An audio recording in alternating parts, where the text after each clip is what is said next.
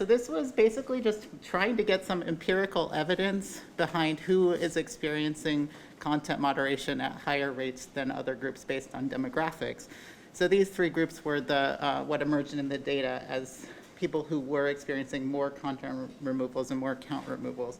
I realize you probably can't see the small charts here, but I'll just read some of the results here. So we found that politically conservative, trans participants, and Black participants, these three separate groups, not necessarily people who are in all of these groups, although we did have, I think, one or two, experienced disproportionate levels of social media content and account removals.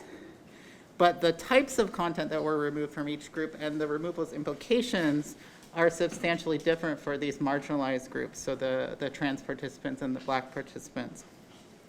So for Black and trans social media users, content removals often limit the ability to post content related to their marginalized identities, and so this then limits their participation in the public sphere.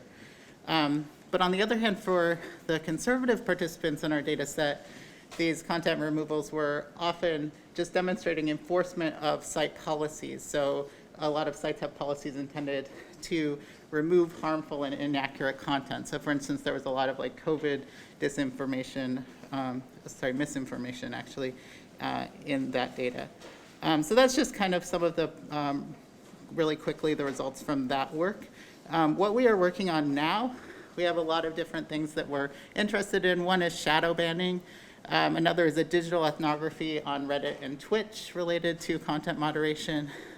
We're also examining content moderation folk theories among marginalized social media users. And then this year, one of our big efforts has been creating this digital literacy resource for people who have had content removals and account bans. So these are some screenshots from that site, which we've been developing and testing and doing research on as well.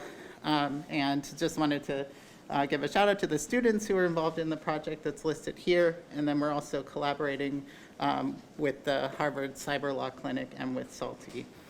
And yeah, that's it for me. Thank you.